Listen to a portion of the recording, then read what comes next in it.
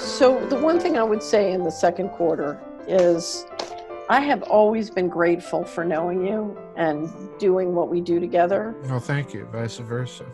But I've never been more grateful than I was in the second quarter. Now, I admit that I struggled to try and get a crash course in health sciences because you're much stronger in the sciences than I am.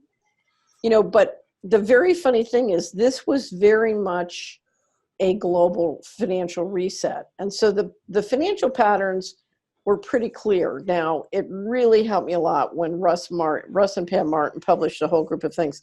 And John Titus has been helping us with money and markets. So, and a whole lot of our different allies put out great stuff. John Rappaport put out great stuff. Mm-hmm.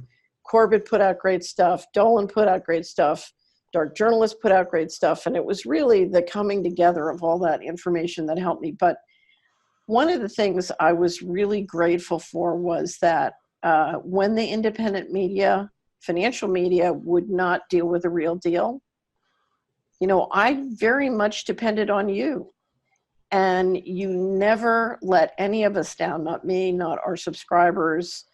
And I was able to take the independent path. And when this happened, we were ready because, I thought it wouldn't happen until after the election. So it came earlier than I expected.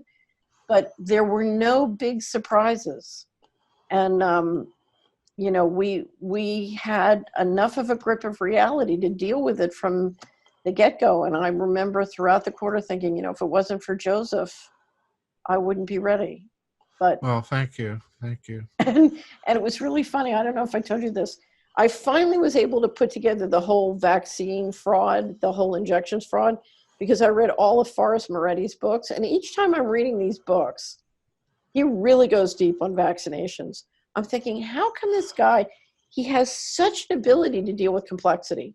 Unbelievable. And very complex stuff. The health, the economics, the culture, the society. Unbelievable. I'm thinking, how can this guy deal with complexity? Finally, I'm on the fourth book and I read in the foreword, he grew up playing the organ. I said, there we go. There we go. There we go. So if you want your child to be successful and be able to deal with the complexity of modern life, make them play a pipe organ.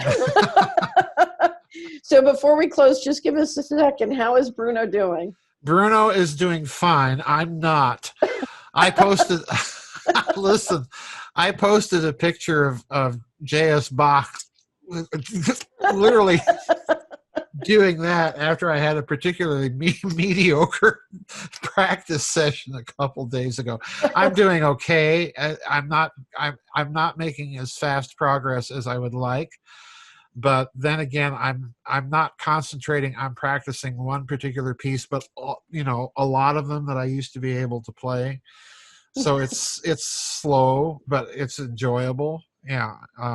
So I'm in an apartment, and the windows, these great European windows, you can click them up, and they go out flat like that. Yep. And my monitor, though, it plays back. And I had the Goldberg variations on organ playing over and over again. And finally, I got a message from Robert on Telegram saying, "We've had enough of the organ music." No, he hasn't. Go to Vivaldi. You can never have enough. We need a break. Go to Vivaldi. Go to Vivaldi.